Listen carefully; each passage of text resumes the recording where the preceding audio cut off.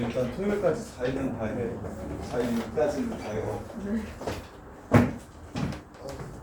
그리고 목요일이랑 학교가 금요일에는 금요일 한 거. 그 금요일 아침에 저희도 ABC도 질문 해야 될 거 많잖아. 네. 그거 해줄 테니까 금요일 아침에 와. 네. 안녕히 계세요. 고생했어. 목요일에 빠져서 금요일 아침 9시 59분. 왜? 근데 너 목요일에 빠져? 전에 빠져? 지난번에 받은 거? 9시 몇 시야? 2시. 2시 아니야? 4시. 2시까지. 자, 집합 보시면 어떤 명확한 기준에 의해서 원소를 정할 수 있는 모임을 집합이라고 합니다. 어떤 명확한 기준에 의해서 원소를 정할 수 있는 모임을 집합이라고 해요. 키가 큰 학생들의 모임 집합이에요, 아니에요? 아니죠. 키가 큰 게 180 이상이 큰 건지 175 이상이 큰 건지 185 이상이 큰 건지 사람마다 기준이 다를 수 있으니까. 근데 우리 반 중에 키가 가장 큰 사람의 모임 하면은 그건 집합일까요, 아닐까요? 그건 집합이죠. 누구 하나 정할 수 있으니까. 뚱뚱한 사람들의 모임은 집합이 아닌데 우리 반에서 몸무게가 제일 많이 나가는 사람들의 모임 하면 그건 또 집합입니다. 그러면 우리 반에서 키가 2m 이상인 사람들의 모임 이거 집합일까요, 아닐까요? 그것도 집합이죠. 원소가 없는 거지. 집합은 집합입니다. 그래서 집합은 어떤 명확한 기준에 의해서 원소를 정할 수 있으면 그걸 집합이라고 얘기하고요. 이 안에 들어가는 그래서 집합을 표현하는 방법에는 두 가지가 있어요. 원소를 직접 나열해주는 방법이 있고요. 이 원소가 무엇인지 어떤 조건을 만족시켜야 되는지 하는 조건 제시법이 있고요. 그래서 이제 4 이하의 자연수의 모임 하면 원소나열법으로 이렇게 쓸 수도 있고요. 아니면 조건 제시법으로 x를 원소로 갖는데 그 x가 4 이하여야 하고 그리고 x는 자연수여야 한다. 이렇게 표현하는 걸 조건제시법이라고 합니다. 그럼 조건제시법이 주어지면 무조건 생각하기 쉬우려면 원소나열법으로 바꿔주세요. 조건제시법인 상태로 두지 말고 조건제시법으로 원소가 집합이 표현되면 그걸 원소나열법으로 바꿔주시는 게 훨씬 유리하고. 그러면 조건제시법에 대한 해석이 조금 어려울 수 있는데 A라는 집합이 1, 2고 B라는 집합이 3, 4요. 1, 3이라고 할게요. 그러면 X라는 집합은 원소로 A 플러스 B를 원소로 갖는데 A는 A의 원소이고 B는 B의 원소여야 된다. 이렇게 되면 X라는 집합을 원소나열법으로 표현하면 무슨 원소를 가지고 있게요? 불러봐. 1 더하기 1에서 2, 또 4, 1 더하기 3에서 4, 또 3도 있겠죠? 그 다음에 5도 있겠죠? 이렇게. 근데 이렇게 나오면요.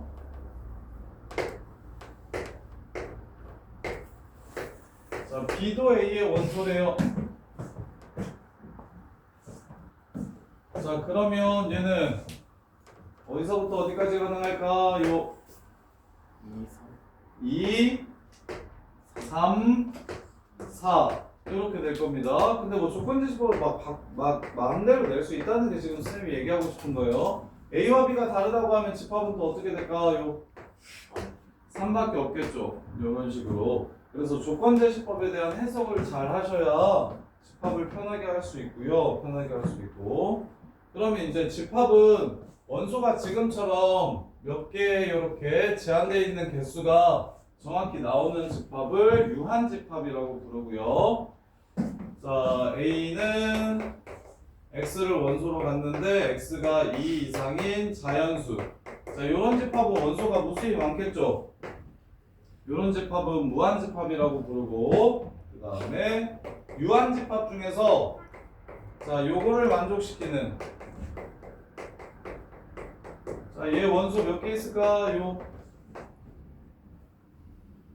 하나도 없죠. 그럴 때 우리는 뭐라고 쓰냐면 요 집합은 원소가 하나도 없는 집합이다. 공집합이다. 이렇게 적고 공집합이라고 이렇게 보통 적는데 이렇게 쓰더라도 같은 표현인 거 알았으면 좋겠고 이게 지금 아무것도 원소가 없는 집합이라는 뜻이에요. 이렇게 그러면 이제 집합을 표현해 주면 그 안에 들어가는 새끼를 원소라고 부르고 그럼 원소로서 집합에 포함되는 것과 부분 집합이어서 집합에 포함되는 걸 구분할 줄 아셔야 되는데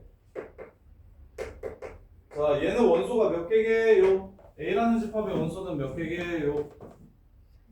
3개 1, 2, 집합 1, 2 요게 지금 원소입니다. 자 그러면 A라는 집합의 원소가 1이랑 2랑 1, 2 이렇게 나오니까 원소일 때는 원소로서 포함된다는 기호는 이렇게 삼지창으로 표현해주는 거 기억납니까? 그래서 이렇게 썼을 때 참이 되는 건 원소의 개수만큼밖에 없습니다. 그 다음에 다시 A라는 집합이 공집합 1, 2, 1, 1, 2 이렇게 갖는다고 얘기하면 그러면 A의 원소의 개수는 NA라고 적지요. NA는 몇 개입니까? 4개. 몇 개? 4개? 아, 5개. 5개. 그래서 원소로서 포함된다는 기호를 적으면 얘도 A의 원소고요. 얘도 A의 원소고요. 얘도 A의 원소고요. 얘도 A의 원소고요. 그냥 그대로 꺼내가지고 삼지창 써주시면 원소의 개수만큼 이렇게 참인 명제가 나올 거예요. 이렇게. 그럼 부분집합은 자 여기 있는 원소를 가지고 이 원소 5개를 가지고 집합을 만드는 겁니다. 그럼 각 원소마다 재고나 경우가 몇 가지씩 생겨? 얘네들을 가지고 집합을 만들면 얘를 가지고 집합을 만들면 경우가 몇 개 생겨? 몇 개? 2개씩 생겨. 얘 들어갈까요 말까요? 부분집합 만드는데 얘 넣을까요 말까요? 얘 부분집합 만들 때 넣을까요 말까요? 넣을까요 말까요 해가지고 각 원소마다 2가지 경우가 생기니까 전체 부분집합의 개수는 2의 원소 개수 5승 이렇게 됩니다. 이렇게.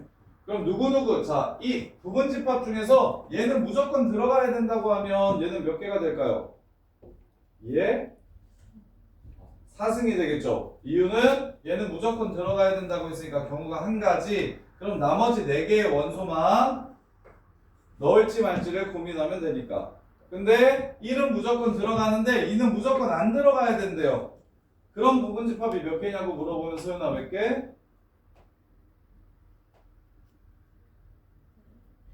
몇 개? 1은 무조건 들어가야 되고 2는 무조건 들어가면 안 된대요.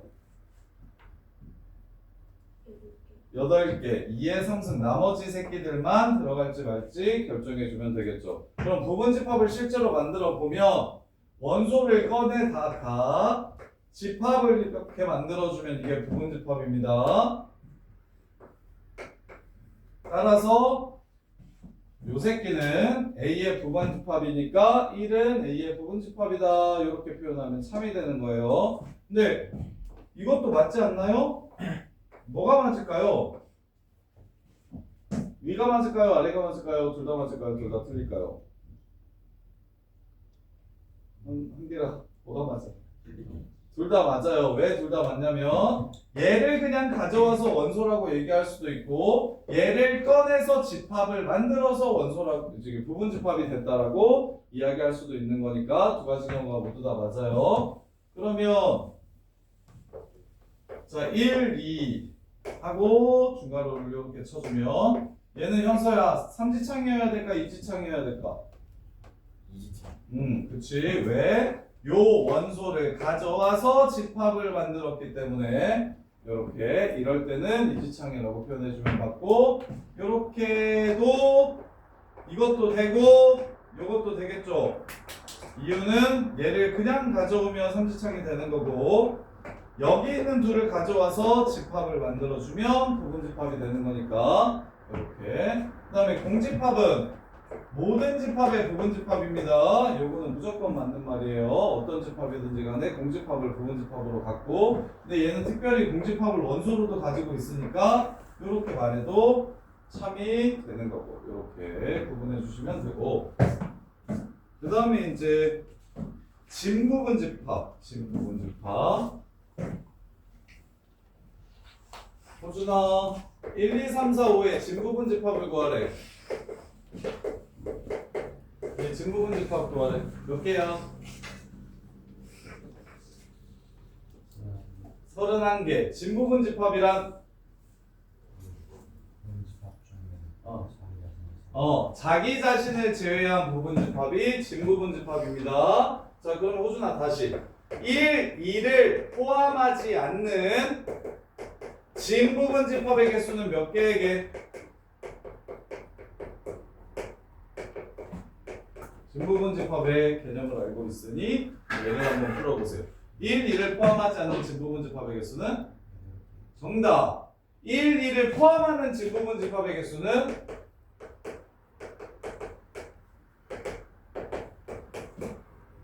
밑에 건 몇 개야? 7개. 얘네들의 차이가 이해가 됩니까?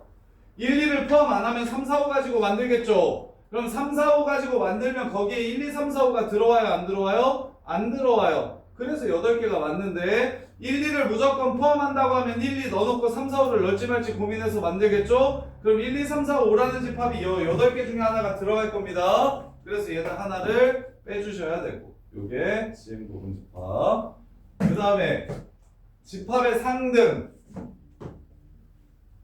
A가 B에 포함되고 B가 A에 포함된다고 하는 게 이게 무슨 뜻입니까? A라는 집합이 B에 포함되는데 B라는 집합도 A에 포함된대. 이 얘기는 A와 B가 서로 같다라는 걸 뜻하는 거예요. 같다라는 걸 뜻하는 거고. 그럼 집합의 종류. A의 여집합.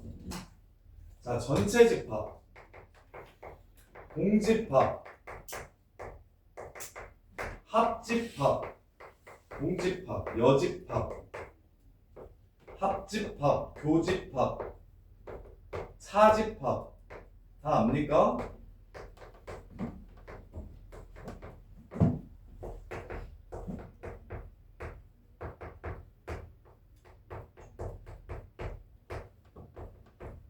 이건 전부 다 아나요? 뭘 뜻하는지. 자, 전체 집합은 보통 유니언이라고 이렇게 쓰고. 자, 그 다음에 공집합은 보통 이렇게 적고. 그 다음에 여집합은 A가 아닌 집합, A의 여집합 이렇게 적고요. 합집합은 A와 B를 합쳐라 이렇게 적고요. 교집합은 A와 B와 겹치는 부분 이렇게 적고요. 차집합은 A에는 속하는데 B에는 속하지 않는 부분 이렇게 적고요. 여기서 되게 중요한 거, 얘는 뭐랑 똑같습니까? 기억나는 사람? A 차집합 B를 고칠 때 고쳐줘야 될 때가 있어요. 고치면 교집합, B의 여집합 이렇게 바꿀 수 있습니다. 벤 다이어그램 그려서 쉽게 증명할 수 있는데, A 차집합 B는 A에 속하는데 B에 속하지 않는 이 부분을 뜻합니다. 그럼 A 교집합 B의 여집합은 A가 요거야. 그 다음에 B의 여집합은 여기입니다. 여기 지금 빨간색 동그라미와 B가 아닌 부분에 겹치는 부분을 찾아주시면, 그럼 어디? 여기라는 걸 이렇게 알 수 있어서 얘랑 얘는 서로 똑같다. 집합의 연산을 할 땐 차집합이 연산이 안 되기 때문에 교여로 바꿔서 할 겁니다. 그럼 여집합 나왔으니까 여집합의 여집합은 뭐가 됩니까? 여집합의 여집합은 자기 자신이 돼요. 이렇게. 그러면 A 교집합 B의 여집합은 무엇이랑 똑같습니까? 드모르간의 법칙. A 교집합 B가 아닌 부분은 A의 여집합과 B의 여집합을 합친 거랑 똑같습니다. 그래서 이걸 드모르간의 법칙이라고 부르죠. 여집합을 이렇게 주면 가운데 연산 기호가 뒤집어집니다. 이렇게. 그러면 다시 A 합집합 B의 여집합은 뭘까요? 그러면 A의 여집합, 교집합, 여집합의 여집합이니까 B 이렇게 쓸 수 있고, 그럼 얘는 B 교집합 A의 여집합이니까 결국 B 차집합 A를 뜻하는구나. 이 정도가 연결이 되셔야 돼요. 이걸 드모르간의 법칙이라고 부른다고. 그러면 다른 연산 법칙, 교환 법칙이랑 결합 법칙이 있는데, 교환, 분배, 결합, 드모르간, 차집합의 성질까지 이렇게 배웠는데, 지금 드모르간이랑 차집합의 성질은 했으니까 교환. 자, A 교집합 B랑 B 교집합 A는 같은 집합이에요? 다른 집합이에요? 서로 같은 집합입니다. 요렇게. 그래서 대부분의 연산에서 교환 법칙이 성립하는데, 그러다 보니까 교환 법칙이 성립하지 않을 때가 굉장히 특별해서 행렬에서 A, B와 BA는 같다 다르다? 다르다. 그래서 행렬에서 맨날 A, B랑 BA가 서로 다르기 때문에 생기는 것들을 출제하는 거고, 합성함수 기억납니까? F합성 GX랑 G합성 FX는 같게요 다르게요? 얘도 다르다. 교환 법칙이 성립하지 않는 두 가지에. 그래서 얘네들은 행렬 파트에서 이게 많이 나오고, 저기 합성함수 파트에서도 교환 법칙이 성립 안 하니까 대부분 뭐 더하기, 곱하기 이런 것들, 교집합, 합집합 이런 것들 다 왼쪽 오른쪽 자리 바꿔도 성립하는데, 이렇게. 근데 차집합은 교환 법칙이 성립할까요 안 할까요? 이거랑 이거랑 같을까요 다를까요? 같아요 달라요? 다르잖아요. 그래서 차집합은 연산 법칙을 사용할 수가 없어서 교여로 바꿔서 문제를 푸는 겁니다. 교여로 바꿔서 문제를 푸는 거고, 이게 지금 교환. 그럼 결합 법칙은 뭐냐면, 똑같은 연산을 하면 앞에 거 두 개를 먼저 하거나 뒤에 거 두 개를 먼저 하거나 그러거나 말거나 어차피 똑같이 A합 B합 C가 됩니다. 그래서 연산기호가 서로 똑같을 때 앞에 거 두 개를 먼저 결합해도 뒤에 거 두 개를 먼저 결합해도 그 결과가 다르지 않다라는 거. A 교집합 B 교집합 C를 A 교비 먼저 구한 다음에 C와의 교를 찾는 거랑 B 교 C를 먼저 구한 다음에 A와의 교집합을 찾는 게 서로 결과값이 똑같다. 이게 결합 법칙이에요. 이게 결합 법칙. 그 다음에 분배 법칙. A 교집합 B 합집합 C는 이렇게 연산기호가 다를 때 A 교집합을 앞에 뒤에 놓아주면 A 교집합 B 합집합 A 교집합 C랑 똑같다. 이게 분배 법칙. 그러면 반대로 A 합집합 B 교집합 A 합집합 C라고 이렇게 나오면 A 합집합으로 묶어서 B 교집합 C가 되는데, 지금 이걸 이렇게 바꾸는 건 교환 법칙이게요, 분배 법칙이게요, 결합 법칙이게요. 이걸 이렇게 바꾸는 거. 뭘 이용해서 이렇게 바꾼 거게요? 지훈아 뭐야? 이게 분배예요. 이거 근데 결합이라고 생각하는 애들이 많아서 지금 주의하셔야 됩니다.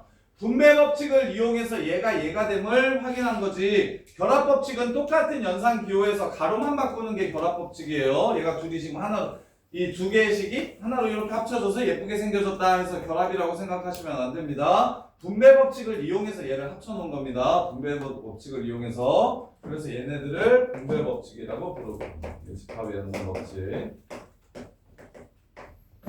그러면 교집합이 없는 걸 뭐라고 부릅니까? A와 B가 교집합이 없어요. 그래서 이걸 A, B가 서로 교집합이 없는 걸 뭐라고 불러요? 얘를 서로소인 두 집합이라고 부릅니다. 서로소인 두 집합. 교집합이 없을 때는 우리는 그 두 집합을 서로소라고 이렇게 부르고, 그 다음에 A가 B에 포함된다는 말이랑 똑같은 말들을 되게 많이 쓰는데, 자, A가 B에 포함되면 A 교집합 B는 얼마일까요? A가 B에 포함되면 A 교집합 B는 뭐가 될까요? A. A 합집합 B는 뭐가 될까요? B. 그 다음에 A 차집합 B는 뭐가 될까요? 공집합. 그러면 A 교집합 B의 여집합은 뭐가 될까요? 이것도 사집합이랑 똑같으니까 공집합. 이런 식으로. 아니면 B의 여집합이 A의 여집합에 포함된다요. 이게 무슨 뜻일까요? 이게 또 A가 B에 포함된다는 걸 뜻하는 겁니다. 그러니까 A가 B에 포함된다는 상황을 줄 때 여러 가지 다른 상황으로 많이 주니까 A가 B에 포함되면 요렇게 되겠구나를 좀 이해하셨으면 좋겠고, 그 다음에 이제 마지막으로 개수 구하는 거. 집합의 원소의 개수. 자, A합 집합 B의 개수를 구하고 싶으면 A의 개수와 B의 개수를 더해준 다음에 교집합은 몇 번 더했으니까? 2번 더했으니까 한 번 빼주셔야 한다. 이렇게. 그럼 3개짜리 합집합은 어떻게 구한다? A의 개수와 B의 개수와 C의 개수를 더하고, 그럼 A교비랑 B교시랑 C교A는 2번씩 더했으니까 한 번 빼주고,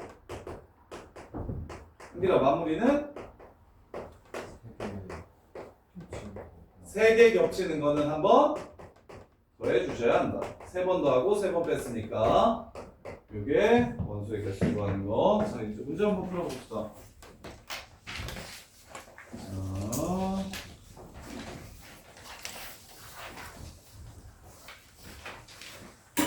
자, 보시면 149번 옳은 것 옳지 않은 것을 구하래. 자, 1번. 자, 쌤이 B라는 집합을 원소 나열법으로 구해드릴게.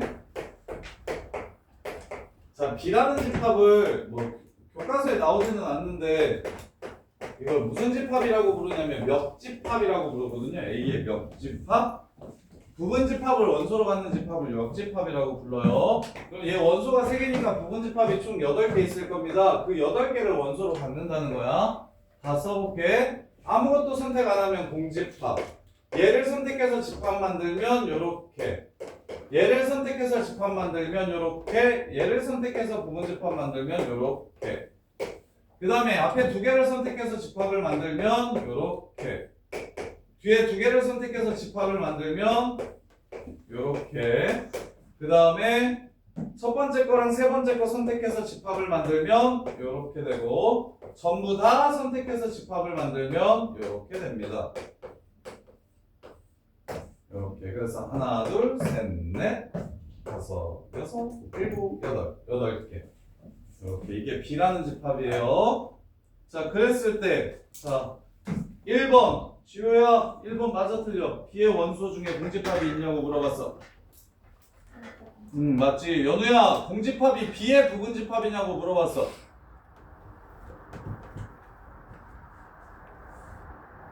공집합은 모든 집합의 부분집합이니까 참이 된다. 이해돼? 지훈아, 3번 맞아 틀려. 저렇게 생긴 B의 원소 있어 없어? 있죠. 3번도 참이고. 그러면 현서야, 4번 맞아 틀려. 맞아요. 4번이 맞아요? 1이라는 원소가 B에 있어? 아니지. 4번이 틀렸습니다. 5번은 이렇게 생긴 원소가 B에 들어가 있어서 5번도 참이 되고, 그래서 B라는 집합이 무엇을 원소로 갖는지를 이해하셔야 문제를 편하게 풀 수 있어요. 자, 그 다음에 154번. 전체가 2, 4, 6, 8, 10, 12, 14래요. A차 집합 B는 2, 6이고 B차 집합 A는 10, 11이래요. A합 집합 B의 여집합이 8, 14면 AA는 뭐가 있는지를 물어봤습니다. 벤다이어그램 그리시면 돼요. 여기서는 집합은 벤다이어그램 그렸을 때 제일 편안해지는 문제들이 많아요. 자, A차 집합 B에 2와 6이 들어간대요. 교연이니까 차로 바꿀 줄 알아야 되고, B차 집합 C에 10, 10이 들어간대요. 나머지는 더 이상 들어가면 안 돼요. 그럼 A합 B합 C의 여집합, A합 B의 여집합 8, 14 이렇게 들어간대요. 그럼 2, 4, 6, 8, 10, 12, 14 4가 들어가는 건 여기 교집합이 되겠네요. 여기에는 무조건 84만, 여기에는 2, 6만, 여기에는 10, 12만이라고 했으니까 여기 교집합 부분에 나머지 원소가 들어가야 되겠죠. 네. 자, 그 다음에 한번 보시면 자 18의 양의 약수 전체 집합 바로 써드릴게요. 원소나열법이 훨씬 쉬워요. 이렇게 됩니다. A라는 집합이 1이래요. 그 다음에 X랑 A의 교집합이 존재하지? 존재한대요. 이렇게 X의 개수를 찾으라고 했습니다. X의 개수를 찾으라고 했어요. 그럼 얘 조건을 읽어볼게요. 뭐라고 하는 거냐면 X가 일단 전체의 부분집합이니까 이거의 부분집합이야. 근데 A랑 겹치는 게 없으면 안 된다고 했으니까 있다라는 소리야. 그럼 1이나 2 중에 적어도 하나를 갖는다는 뜻입니다. 적어도 하나. 그럼 전체 부분집합의 개수가 2의 6승이니까 적어도니까 반대로 풀게요. 1, 2가 아예 없는 것만 구해서 제외해 주시면 되겠죠. 이렇게. 그래서 부분집합인데 적어도 1이나 2를 포함해야 된다. 오케이. 전체 가지수 중에서 1, 2가 아예 없는 것만 제외해 주면 편하게 풀 수 있겠다. 이렇게. 그 다음에 167번 전체 집합은 1부터 10까지의 자연수고요.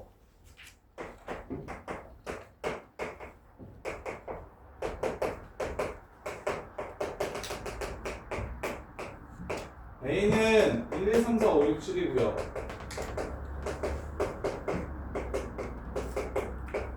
B는 1, 3, 5, 7, 9고요. 그때 A의 여집합, 차집합 B의 여집합의 원소의 개수를 구하래요. 이렇게. 자, 드모르간을 쓰기 위해서 차집합을 교여로 바꿉니다. 교여.